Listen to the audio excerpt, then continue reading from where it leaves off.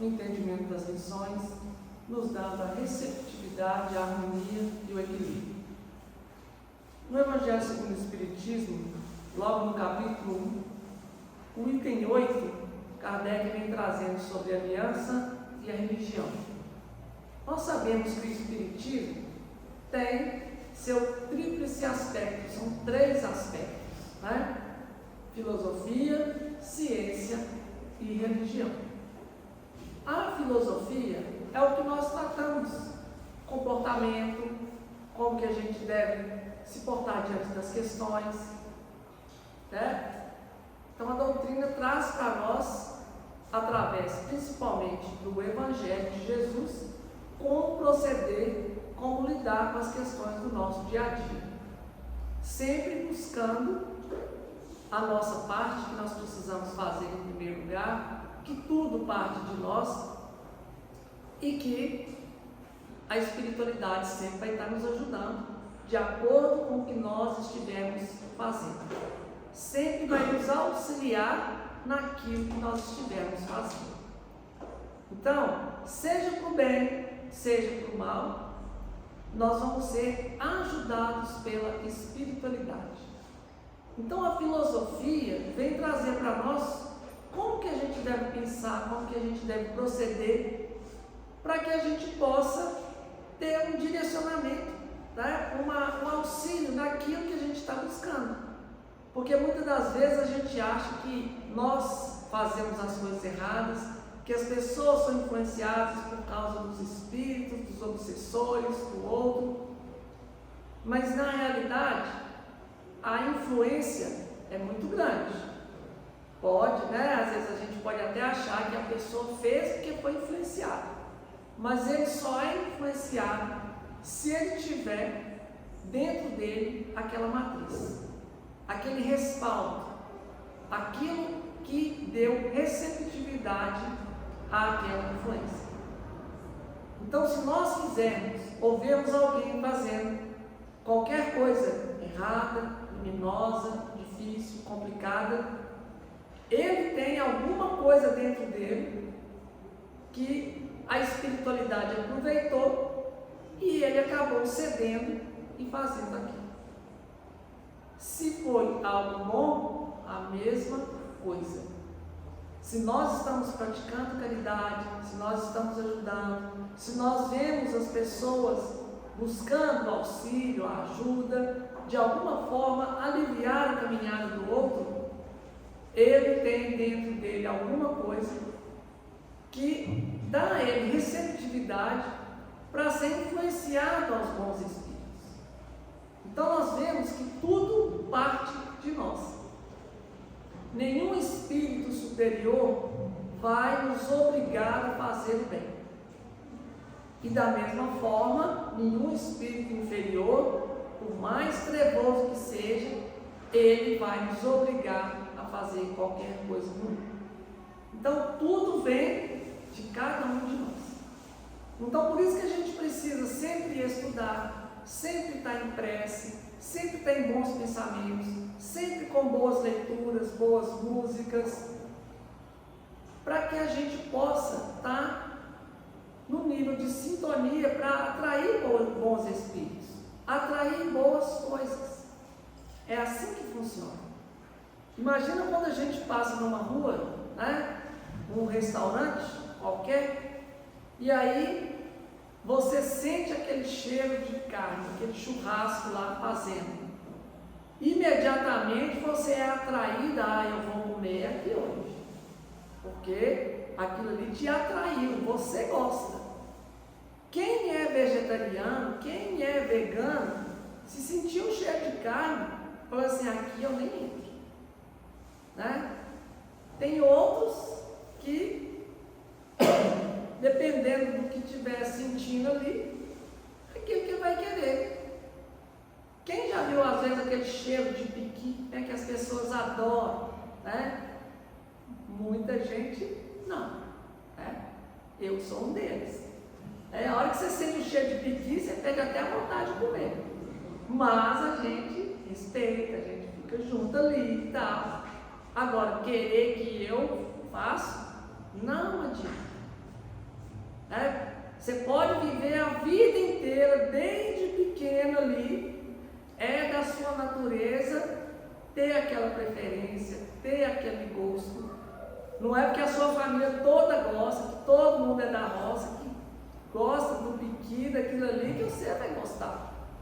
Da mesma forma, eu sou aqui, nunca vi, primeira vez que você está vendo, você sente o cheiro e fala assim, olha, que negócio interessante, e vai lá e gosta. Então, a influência, nós temos que ter alguma coisa dentro da gente. Não adianta obrigar a pessoa a forçar aquilo que ela não tem. Né? Imagina quando a gente vai ver a televisão. Eu não gosto de novela, não gosto, né, do estilo daquilo ali, daqueles casos. O melhor que seja novela não me atrai. Adianta eu chegar num lugar onde é que as pessoas estão assistindo novela e eu vou ficar lá junto com elas? Não adianta. Eu gosto de futebol, mas o outro não gosta. Adianta eu pegar o outro e obrigar ele a assistir para ele gostar? Não adianta. Então, quem gosta de futebol vai estar junto de quem gosta de futebol, de quem conversa de futebol. Quem gosta de novela vai estar junto de quem gosta de novela. Vai conversar, vai se entender, né? A coisa vai fluir. Que gosto de novela, vou perder meu tempo em tentar convencer alguém que não gosta e que gosta de futebol para poder ficar discutindo e vendo comigo. Isso não vai dar certo. A espiritualidade é do mesmo jeito. Se eu não tenho aquilo dentro de mim, eles não vão tentar ficar me forçando a fazer, eles não vão perder esse tempo. Não compensa, não adianta. Então, na hora que ele vai influenciar alguém para qualquer coisa, ele vai naquilo que a pessoa já tem. É muito melhor, é muito mais fácil. Se nós encarnados, inconscientemente, às vezes, fazemos isso, os espíritos que são muito mais experientes, têm uma visão muito mais ampla das coisas, vão fazer diferente? É claro que não. Então, a lei funciona dessa forma. E aí, quando a gente vem falar dos outros aspectos da doutrina, da ciência e da religião, nós temos que entender que o espiritismo tem também esses dois aspectos. Né? Aqui a gente chama, né, de centro espírita, mas a gente não pode falar que aqui é só religião, ou que aqui é só filosofia, que a gente só estuda, ou que aqui é só ciência, que a gente só fica fazendo experimentação. Nós temos que entender como que funciona essas outras duas partes da doutrina. Logo no início, Kardec colocou assim: a ciência e a religião são as duas alavancas da inteligência humana. Uma revela as leis do mundo material e as outras do mundo moral. Então, nós precisamos dessas duas partes, tanto da ciência quanto da religião, porque a ciência vai estar ligada à inteligência. Não adianta eu ser uma pessoa extremamente bondosa, né, que quer fazer o bem ali e tudo, e sair fazendo indiscriminadamente. Aqui em Sete Lagoas teve um caso, há uns anos atrás, que um grupo de pessoas muito bondosas, muito caridosas, queriam levar a cesta básica para as pessoas, conseguiram arrecadar, né, umas 30 cestas, parece, ou mais, colocou tudo dentro de uma van e foi lá para o Itapuã para distribuir as cestas, sem nenhum controle, de qualquer maneira. Na hora que chegou lá, o povo começou a querer invadir, tombou a van, saiu levando a cesta, tudo. Olhem para vocês verem como é que funciona as coisas. Por mais que a gente queira auxiliar, tem que ter um critério. Não é que a gente está fazendo bem, que as coisas vão tudo abrir ao nosso lado, não. Quando nós viemos aqui para a doutrina, para escutar palestra, para estudar, para fazer, né, nos tornarmos pessoas melhores, todos os nossos problemas resolveram. Quando a gente vai fazer a campanha do quilo, que você bate, todo mundo abre a campanha do quilo, vocês estão ajudando as outras pessoas, nossa, que maravilha, deixa eu contribuir também. É assim que funciona? Você está lá vendendo a roupa para o bazar, barata, todo mundo é calmo, tranquilo, né? Chega lá, ninguém quer pegar roupa a mais, não acontece nada disso, tudo é na perfeita ordem. Você vai servir uma sopa para poder matar a fome das pessoas, todo mundo fica ali tranquilo, esperando, com calma, faz a fila direitinho, é educado. Não tem isso, porque o nosso mundo ainda está em transição. Se tem muita gente precisando das coisas, ele está precisando por algum motivo. Não é porque Deus é injusto, é porque alguma coisa ele fez e agora está faltando para ele. E se ele está passando pela dor, pela dificuldade, e ele se revolta contra isso, é porque ele ainda não entendeu o processo da evolução. E aí cabe a nós, né, estamos tentando fazer alguma coisa em benefício das pessoas, diante dessas circunstâncias, exercitar a paciência, a tranquilidade, o equilíbrio, a compreensão, saber que aquela pessoa, mesmo precisando, mesmo necessitada, ela não vai ter educação, ela não vai ter paciência, ela vai brigar. Nós é que temos que compreender. É um exercício para nós. Nós não estamos aqui para resolver o problema das pessoas e achar que as pessoas vão nos agradecer e ficar tudo ótimo com isso. Não funciona assim, porque elas ainda não compreendem. Eu lembrei de um caso interessante, que o Toninho, lá de Belo Horizonte, do grupo Emmanuel,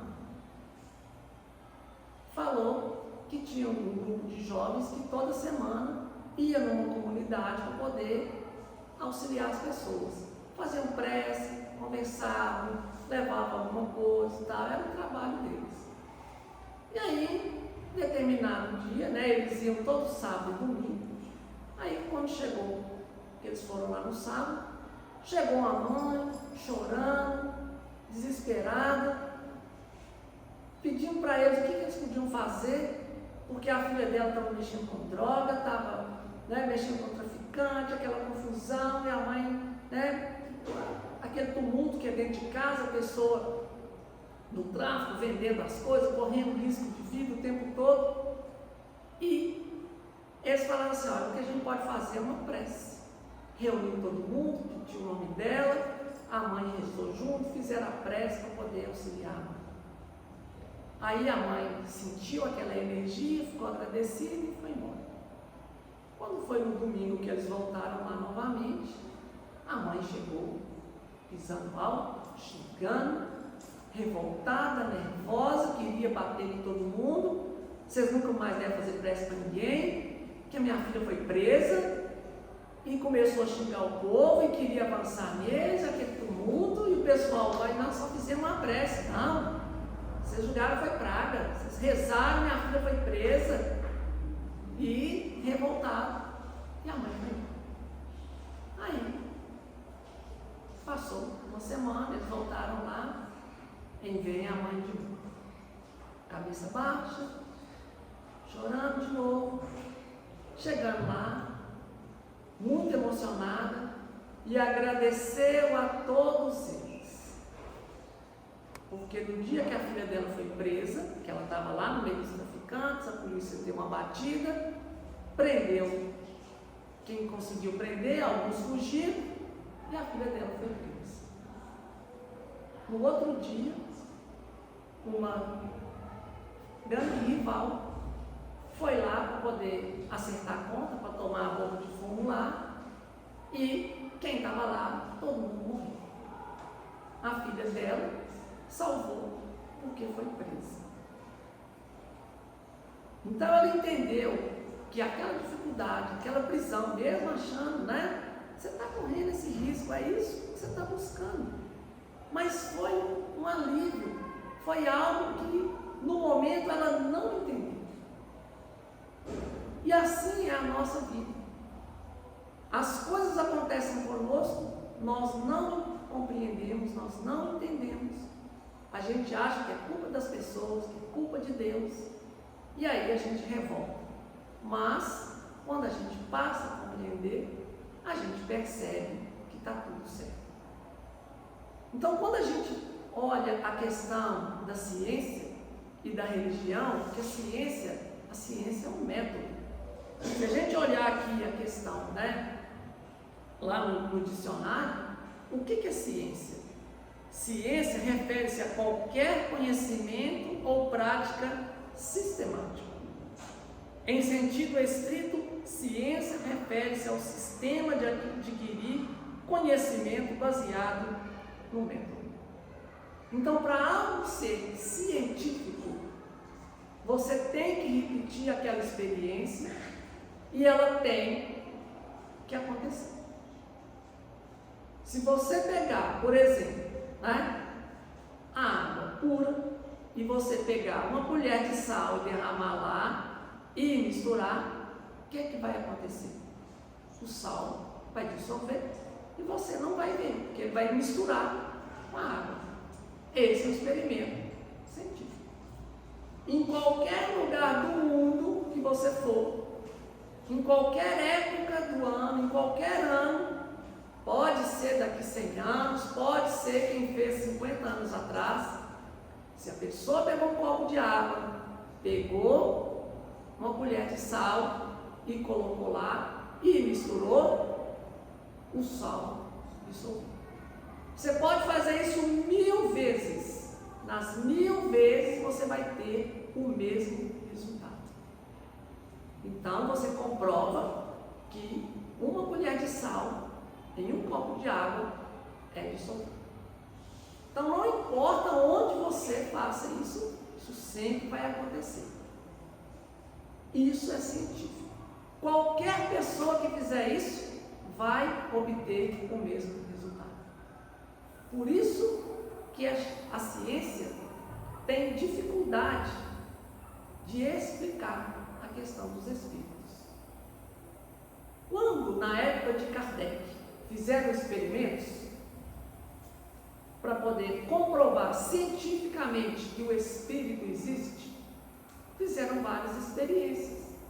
Só que o espírito é inteligente. Não é igual ao IA, não, tá, gente? Inteligência artificial não é inteligente. Espírito é inteligente. Como que a gente sabe que é inteligente? Porque ele tem vontade própria. Ele raciocina. Inteligente não é a pessoa, fazer coisas mirabolantes. Vou dar um exemplo de uma experiência que foi feita para tentar comprovar. Eles pegaram uma médium de efeitos físicos, eu esqueci o nome dela, ela ficava amarrada, e colocaram uma mesa de metal grande lá. E ela ia fazer a mesa movimentar. E aí vários cientistas observando, ela ficava amarrada, vendada, e aí a energia, o ectoplasma dela ia fazer a mesa movimentar. Aí um dos cientistas que estava liderando para poder comprovar isso, ele começou a pensar assim: se realmente tem espírito, a mesa, eu quero que a mesa gire no sentido horário. Então a mesa vai girar no sentido horário. Aí o que a mesa fez? A mesa girou no sentido anti-horário. Girou para o outro lado. E ele só pensando: se o espírito, se isso aqui é um espírito mesmo, um ser inteligente, ele vai levantar o lado direito e bater no chão 3 vezes. Aí ele foi e levantou o lado esquerdo e bateu 3 vezes. E tudo que ele ia pensando ia acontecendo, só que o contrário. Ia acontecendo o contrário. Terminou o experimento, ele chegou para a médium e falou assim: isso tudo é uma farsa. É tudo mentira, não tem nada de espírito, não tem nada de inteligência por trás disso, não. Toda vez que eu pensava fazer uma coisa, ele fazia o contrário. Isso aí é burrice, isso não tem como. Aí a médium foi e falou com ele assim: é o espírito influenciando ela. Qual é a probabilidade de em 100% das vezes as coisas acontecerem exatamente ao contrário. Aí ele tomou aquele choque e ele viu que realmente tinha alguma coisa. Porque o Espírito não estava lá para satisfazer do meu jeito, a minha vontade. Mas ali ficou claro que existia alguma força. Se fosse algo aleatório, cada vez que você pensava, ia acontecer uma coisa diferente. Ou ia não acontecer nada, ou ia se arrastar. Mas fazer exatamente o contrário, tem alguma coisa. Faça um teste, por exemplo, de você tentar adivinhar cara e coroa. Você joga 10 vezes a moedinha e tenta adivinhar cara e coroa. Vai dar mais ou menos, você vai acertar mais ou menos 4, 5, 6 vezes. Se você errar as 10 vezes, pode ter certeza que tem alguma coisa aí. Pode dar na Mega Sena. Aí você escolhe os números que não vão sair, que aí você ganha. Tá? Porque ciência é assim. A coisa tem que funcionar sempre do mesmo jeito. No livro de André Luiz, Psicografia do Chico, Missionários da Luz, ou os Mensageiros, acho que os Mensageiros, tem um capítulo lá, não, desculpa, é no livro Aconteceu na Casa Espírita.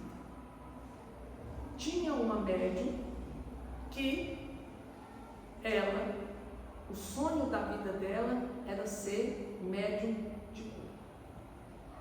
E aí, ela, sob influência dos espíritos, eles fizeram um pacto no mundo espiritual. A gente sempre fala isso no curso de passe, mas todos nós aqui somos espíritos, já estamos acostumados, é claro que a gente tem que saber como é que as coisas funcionam. E os espíritos estavam tentando derrubar a casa espírita, acabar, porque a casa espírita estava levando isso. Então o que eles fizeram? Eles começaram a fazer pacto com os espíritos obsessores. E tinha uma senhora que andava sempre curvada, porque tinham espíritos, praticamente sentados em cima dela lá, obsediando, devido a problemas que ela tinha na vida passada. Ela era uma pessoa muito rígida, não tinha muita paciência, e aí o espírito não perdoou e ficou obsediando, e ela carregava esse peso nas costas. E aí, para poder derrubar a casa espírita, a primeira coisa que eles queriam fazer era acabar com o trabalho de paz. Chegou para o espírito e falou assim: aqui, nós estamos tentando destruir essa casa aqui, acabar com esse trabalho, você não quer ajudar nós, não? Até o mal se une para fazer as coisas, né? Engraçado. Aí o que eles fizeram? Ele falou assim: não, essa casa aqui só me atrapalha. Toda vez que essa dona vem aqui, eu tenho dificuldade de continuar junto com ela. Mesmo ela não mudando, mas o que ela recebe aqui dificulta o meu trabalho. Ele falou assim: então nós vamos fazer o seguinte: você vai ficar 6 meses afastado dela. Na hora que ela for para tomar o passe, você deixa ela por conta própria, tira a sua influência de cima dela. E aí, você pode ter certeza que daqui 6 meses, você vai conseguir voltar 2 vezes mais forte. Eu falei assim: então tá bom. Aí veio a dona para tomar o passe, a médium foi aplicar o passe nela. E aí o espírito saiu. Aí ela sentiu aquele alívio: estou curada. Sua mão é milagrosa. Amém. Finalmente a espiritualidade me ouviu. Agora eu estou curando as pessoas. E aí veio 1, 2, 3, várias pessoas foram passando, e todo mundo que tomava o passe dela ficava curado. E aí o que aconteceu? A médium falou assim: nós temos que pôr na televisão. Nós temos que difundir, nós temos que ajudar as pessoas têm que vir aqui para ser curada. Aí os dirigentes da casa falaram assim: vamos esperar 6 meses? Que coincidência, né? Sintonia. Ninguém está sozinho. Não, esperar 6 meses? Tem tanta gente sofrendo. Vai vir muito mais gente aqui para casa. Vai vir mais trabalhadores. Vão vir pessoas aqui que vão ser aliviadas. A casa vai ficar famosa. A gente vai ter mais recursos. Vão vir mais gente para ajudar. Aí, eles disseram: não, vamos esperar 6 meses. Se realmente você for médium de cura, as coisas vão se desenrolar naturalmente. Isso são os dirigentes da casa falando. Aí, a médium falou assim: ó, quer saber? Vocês são muito devagar. Saiu da casa. Um grupo foi atrás e ela abriu um local de cura para ela. E aí a casa, todo mundo que ficou sabendo disso, todo mundo foi atrás. Passou 6 meses, o que aconteceu? Todo mundo voltou a ficar doente. Porque era só um pacto com os espíritos obsessores. Eles pegaram justamente aqueles que faziam as pessoas sofrerem. Só que a médium voltou? Claro que não. E a vergonha? De encarar e de começar tudo de novo. E as pessoas? Quando algo dentro da doutrina é científico, né, que a gente fala assim: ó, eu vou curar, então todo mundo que eu aplicar passo vai se curar. Isso é método científico. Não adianta a gente achar que fez 1, 2, 3 vezes que vai dar certo para tudo. Porque as nossas questões não dependem só da ciência. Não é questão só científica. Nós temos a questão espiritual. Por que essa senhora estava com aquele obsessor? A espiritualidade simplesmente não poderia chegar e tirar ele de lá e pronto, acabou? Resolveu o problema? Porque ela atrai. Não adianta retirar o mal se a causa do mal continua no ser, continua atraindo. Aí você tira um, volta outro. Num dos livros de André Luiz, que era o que eu ia citar agora, tem lá um grupo saindo da casa espírita e tem um senhor, né? Um senhor não, um rapaz, né? Com seus 20 e poucos anos, casado. E logo quando ele caminhou para fora, passou 3 metros da casa espírita, 2 espíritos obsessores de mulheres, um acoplou na frente e outra atrás, que ele adquiriu nas casas de prostituição que ele frequentava antes. E aí o semblante já cai, ele já fica com aquela ideia ali e vai caminhando. André Luiz, junto com... Estou resumindo o caso, que ele cabe uma palestra esse caso. Só contar essa parte. André Luiz vai e pergunta para Alexandre, que está acompanhando eles, e fala assim: mas a gente não poderia retirar esses espíritos? Né? Porque causa tanto sofrimento, os espíritos não entram dentro da casa, ele está lá dentro, tudo é só ele sair. E aí cai a vibração, cai, né, as coisas, ele volta com os mesmos pensamentos, mas é só retirar. Aí Alexandre falou assim: nós fizemos isso. Você acha que nós não fizemos isso? Claro, nós retiramos os espíritos. Só que aí, quando ele passava na rua, ele olhava as mulheres, ele não sentia nada, porque estava o espírito ligado ao sexo. Ele andava na rua, né, já ficava aceso. Ó, aquela ali, né? Porque os espíritos estavam lá influenciando. Tudo era um motivo para ele ficar excitado, por causa da influência. Tirou os espíritos, ele não tinha mais essa influência de ficar excitado quando ele via qualquer mulher. Aí ele olhava as mulheres e falava assim: o que está acontecendo? Eu não estou sendo homem mais não. Antes eu sentia isso, sentia aquilo, e agora eu estou vendo uma coisa normal. Começou a ficar preocupado, achando que estava com algum problema, e ele era casado. Aí, de tanta preocupação, o que aconteceu? Ele atraiu novamente os espíritos. Aí ele falou assim, agora eu estou bem. Só que ele nem sabia que era por causa dos espíritos. Porque ele achava que aquilo é que era o normal dele. Quando ele tira aquela influência, aquela coisa, né? É igual a pessoa que bebe. Aí você tira os espíritos, toda pessoa para de ter vontade. Não, hoje eu não quero beber não. Você está doente? Você está com algum problema? O que está acontecendo? Né? Você não vai? Como assim? Aconteceu alguma coisa? Todo mundo fica preocupado, porque a pessoa está sem aquela influência. Mas se a gente tem aquela vontade firme, não, eu quero ser assim. É igual uma pergunta para a gente, né? E a gente pergunta às vezes para os outros, mas você não bebe? Não, sua religião não permite? Não, minha religião não permite, não.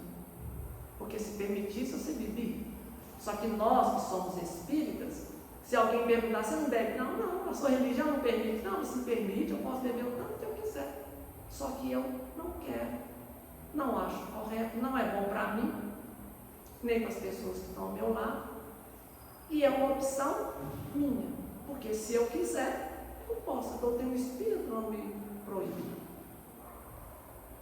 E aí a gente tem que ir entendendo essas questões. Que quando a gente acha que as coisas científicas vão ultrapassar as coisas religiosas, ou vice-versa, nós temos abuso dos dois lados. Eu trouxe aqui um caso de abuso da ciência, que está no livro Jornada dos Anjos, onde nós temos o espírito Núbio, que reencarnou lá nos Estados Unidos, na época das Torres Gêmeas. Lembra que teve aquele lá acidente? Isso tem uns 20 anos mais ou menos, lá das Torres Gêmeas, né? Que os aviões árabes foi lá e derrubou as duas torres lá, e porque tanta gente morreu. Ele estava encarnado naquela época, né? Reencarnado naquela época. Ele era um grande farmacêutico, dono de uma, ele era o presidente, dono de uma indústria farmacêutica, e ele tinha, a empresa dele tinha desenvolvido um remédio contra o Alzheimer. Só que o remédio era falso. O efeito do remédio era mínimo. Só que com a vigilância sanitária, comprando uma pessoa aqui, outra ali, porque você vai fazendo os testes, né, para o medicamento, é algo científico. Você testa com 1000 pessoas, todas na mesma condição. Todas elas têm que ter, claro que cada uma tem a sua particularidade, mas tem que ter algum efeito para você comprovar que o remédio funciona. Você testa com 1000 pessoas, só em 5 que funciona alguma coisa, então tem alguma coisa errada. Agora, se você testa em 950 deu resultado, aqueles 50 é a questão do organismo, né? Próprio, cada um de nós tem, cada um reage mais ou menos diante das coisas, né? Tem gente com uma dor de cabeça leve com um comprimido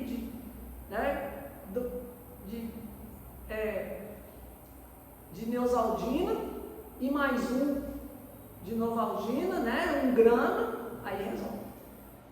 Tem gente com a mesma dor de cabeça fraca, um genérico lá de 500 miligramas, funciona. Às vezes a pessoa, né? Às vezes até parte, porque é muito. Então cada um tem a sua particularidade. E aí ele era milionário, né? Indústria farmacêutica, e com esse remédio deu um jeitinho lá e o remédio foi aprovado, todo mundo comprando. Só que o remédio, né, poucas pessoas sabiam que o remédio não era lá essa coisa toda. Ele tinha algum efeito, mas era mínimo. E aí a maioria que não dava certo era, né, que deveria ser a minoria da particularidade, julgou que era a maioria e que levava tempo, não sei o que, outro quanto é desculpa. E as pessoas querem um remédio para resolver de qualquer jeito, todo mundo estava comprando, e ele estava cada vez mais rico. Só que aí ele começou a ter alguns sintomas e ele foi no médico. E o que aconteceu? Ele tinha Alzheimer. Aí o médico falou com ele assim: que bom, né, doutor, né? Que o senhor, né, é o próprio fabricante, dono desse remédio que vai te ajudar. Aí ele pensou na hora: não, o remédio não vale nada. E o Alzheimer veio nele de uma maneira assim tão violenta que com 3 meses ele já estava com uma camisa de força internado numa clínica. Já não respondia, o corpo já não tinha mais nada. Já não tinha mais condições nenhuma. E ele era um grande espírito obsessor. Através dele, fazia tudo quanto é tipo de coisa. E os companheiros dele no mundo espiritual, chegando lá, né, falou para ele assim, né, conversando com ele, a hora que ele desdobrava: desse jeito aí, você não vai ajudar nós para mais nada, não. É melhor você vir do lado de cá, ué. Você está preso nesse corpo aí, você não consegue mais nada. Você já não tem acesso a mais nada. Melhor você vir para cá. E ele falou assim: realmente. O que os espíritos fizeram? O enfermeiro que ia aplicar a medicação nele influenciou o enfermeiro e o enfermeiro trocou os remédios. Quando trocou os remédios, ele desencarnou. E quando ele estava lá, mesmo com o Alzheimer, o corpo não estava respondendo mais, mas o espírito estava lúcido. Só que o corpo, né, já não mais funcionava. Ele não falava, ele não comia, não conseguia movimentar, não conseguia fazer nada, porque o corpo já estava detonado por causa do problema do Alzheimer. Mas a consciência perfeita. O espírito não adoece, né? Quem adoece é o corpo. O corpo não responde mais aos comandos do espírito quando tem uma lesão cerebral, mas a consciência está intacta.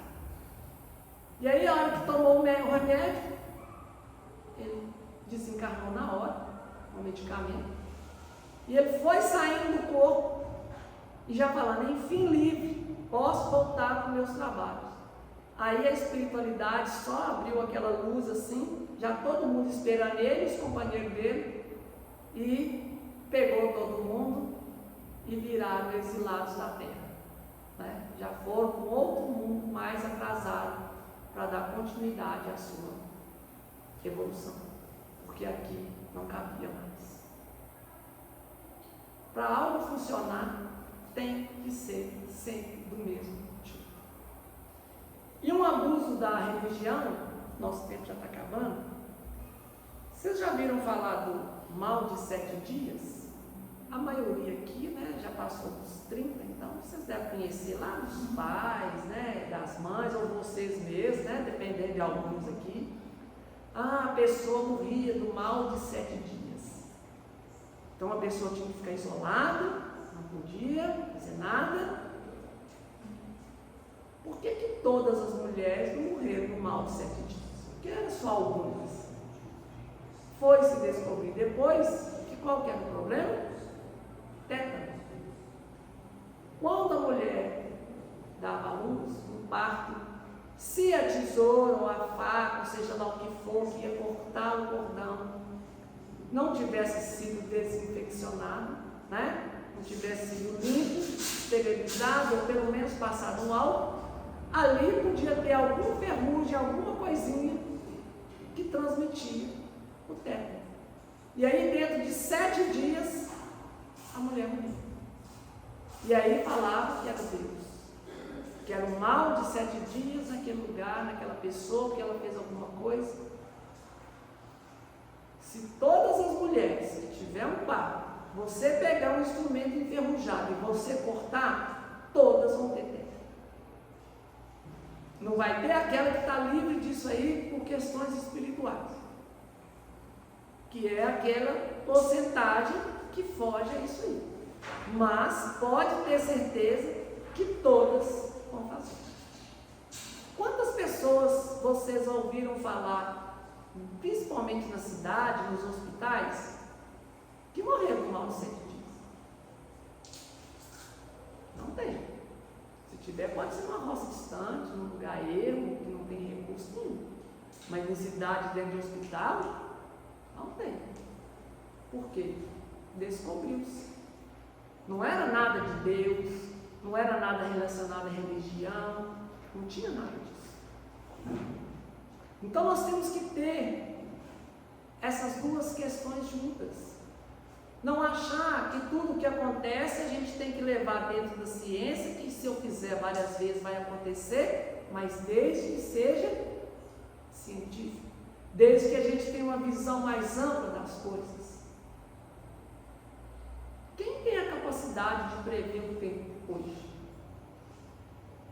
Antigamente, eu lembro quando eu era menina, adolescente, a gente falava assim: dia de Natal, em Sete Lagoas, chove de manhã. Aí eu marcava com meus colegas da gente poder pegar os presentes e à tarde tinha sol. Era praticamente regular isso, porque o tempo naquela época quase não mudou. Então, as árvores, as empresas, as plantas, tudo que estava relacionado para ter sempre o clima daquele jeito, estava praticamente estabilizado. Então, o clima sempre ocorria quase igual. E hoje? A gente tem condições de prever alguma coisa?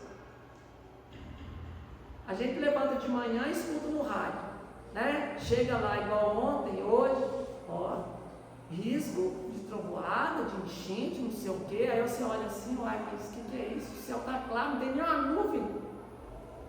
A hora que chega na hora do almoço, parece que o mundo vai acabar, está tudo cinza, escuro. De tarde começa a ventania, o trem está pegando. A gente não tem noção, porque a gente não conhece tudo que está relacionado a isso. E nós precisamos ter esse equilíbrio. Não achar que a gente consegue resolver tudo pela ciência e nem tudo pela religião, que tudo tem que ser, né, desse jeito e tal, sem ter nada relacionado às questões materiais. Se eu tenho uma dor de cabeça, é espírito obsessor, eu tenho que tomar paz, tudo. Não. Às vezes foi alguma coisa que você comeu, te intoxicou e está doendo sua cabeça. Tem nada a ver com o espírito. Não pode ficar preso nisso. Toda vez que eu tenho dor de cabeça, é alguma coisa. É só eu tomar o remédio que resolve. Não, nem sempre. Pode ser que você estava irritado, alguma energia, alguma coisa, alguma frustração, aquilo causou alguma coisa. E você está com aquela dor de cabeça, está de algum tipo de energia, às vezes nem é espírito. Então a gente tem que sempre andar na linha do meio, no equilíbrio. Mas o bem, que vem a parte filosófica para equilibrar a doutrina espírita, sempre vai nos direcionar corretamente. Tanto equilibrando de um lado, quanto do outro. E é sempre a partir das nossas escolhas. Vamos nos esforçar em escolher melhor. Que Jesus nos abençoe hoje sim.